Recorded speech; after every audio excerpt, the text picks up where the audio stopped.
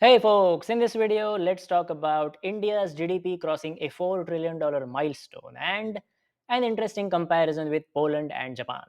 This is not a fair comparison, to be honest. Poland and Japan are developed economies. India is not there yet. But comparing India with Poland and Japan yields two outcomes. One, as we go through the data, I'm sure you'll appreciate the noteworthy progress India has made over the last 20, 30 years. At the same time, you'll realize how much further India must go on its development journey to become a true welfare powerhouse for its people. Let's start with nominal GDP and GDP per capita. This data is for 25 years starting from year 2000. In that time, India has almost 9x its GDP, whereas Poland has 5x its GDP and then some. Japan's GDP has actually gone down. So by the end of this year, by the end of 2025, India is projected to pass Japan to become the fourth largest economy in the world. GDP per capita, however, tells a different story. It most likely reflects the lived reality for the majority of that nation. Japan's GDP per capita has gone down with its nominal GDP. Yet, at over $33,000 in GDP per capita, Japan remains a rich economy and a technology powerhouse.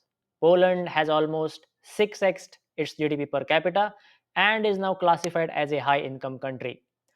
India has 6.5x its GDP per capita, but starting at a much lower base. So, India is still a lower middle income economy and will remain so at least until it breaches roughly $7.5 trillion mark in nominal GDP. Hopefully, at some point in the 2030s. By the way, this is how the World Bank categorizes nations based on their GDP per capita or GNI per capita.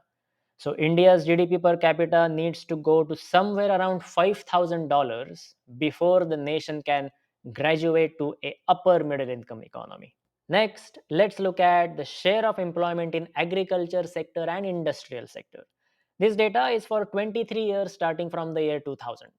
Share of employment in agriculture in Poland and Japan has fallen. In both countries, less than 8% now work in farming. In India's case, this share has fallen as well. Still, over 43% of the total workforce is employed in agriculture. We need much of this set to move to manufacturing and services sectors where they are likely to earn higher wages. This is the trend we see as nations develop. Fewer and fewer people work in agriculture. Mechanization in farming enables more food production with less workers, freeing them up to work in other sectors. Moving on, the share of employment in the industrial sector is fairly similar in all three nations. In India's case, it is going up, which is good, but we hear on a consistent basis that India is not able to generate enough jobs, India is not able to improve its manufacturing sector as a share of its GDP. So this number needs to go up in India. If you look at China's heydays in manufacturing, over 32% of the workers used to work in this sector, meaning at this stage of India's development, 25% share is just not enough. Next, the share of employment in the services sector. Japan and Poland have clearly pulled away from India here. Developed nations have a matured services sector. Most of the employment in these nations come from services sector. India's services sector is not bad considering India is a developing economy, yet just under a third of all workers work in services sector in India. This number also needs to go up. Then look at the nature of employment and educational levels. This chart shows the share of wage and salaried workers out of the total employed workforce between 2000 and 2023. In simple terms, it shows the level of formalization of employment or the economy. Look at the high levels of formalization both in Japan and Poland. It was high even 25 years back in those two countries. India has improved on this metric, but still, just under a fourth of its workforce is salaried, leaving the rest in an uncertain employment state. Next one, level of education. The gross enrollment rate in college level education between 1995 and 2022. India has markedly improved on this metric, and Poland has crossed Japan in college enrollment.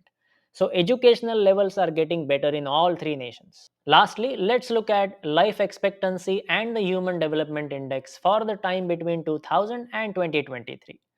I was surprised to see the average life expectancy for someone from India is now over 70 years, a jump of almost 10 years when compared with where India was in 2000.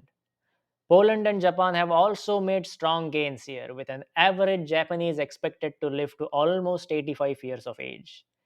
And Human Development Index or HDI was fairly high to begin with in case of Japan and Poland. They have continued to make progress on that front, with Poland almost catching up with Japan. India's HDI is low but significantly better now than what it was 25 years back. HDI in one number tells a story of levels of human development across countries. It captures three key dimensions: health, education, and standard of living. India in the last 20 odd years has moved up from a low human development year to a medium human development year and is so close to enter or graduate to a high human development year. Japan and Poland were already doing well. They were in very high human development year back in 2000 and continue to make progress on that front. I hope you found this analysis interesting. I'll speak with you again next week. Until then, take care.